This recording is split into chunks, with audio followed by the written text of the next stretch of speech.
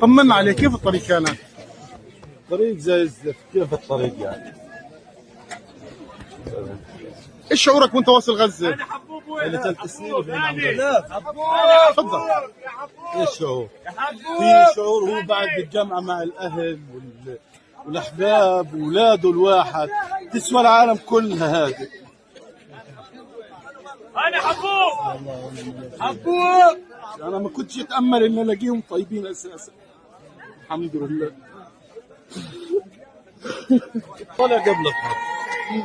انا طلعت من غزه من قبل الحرب وسكرت الطريق، بدي ارجع لاولادي، ما كانش في مجال. كل يوم كان الواحد يموت مليون مره، مش 100 مليون مره. يعني انت بينهم، يعني لو ماتوا حتموت زيهم، لكن انت بعيد عنهم، انت بتموت كل يوم مليون مره. والحمد لله رب العالمين.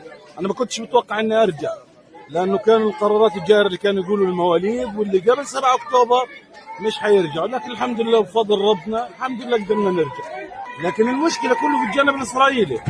يعني لما يقول لك يعني مثلا يعني نيجي بدنا نروح على الجانب الفلسطيني، اجراءات عمرنا ما شفناها، عمرنا الاجراءات ما شفناها، كله كسب للوقت والتاخير.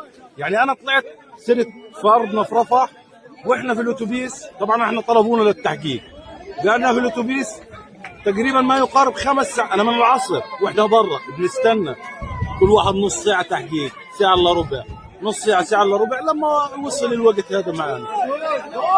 طبعا اكيد كل الاجراءات هذه عقاب للعائدين، لانهم رجعوا للارض، لانهم ما بدهم يطلعوا، ما بدهمش الناس ترجع تاني.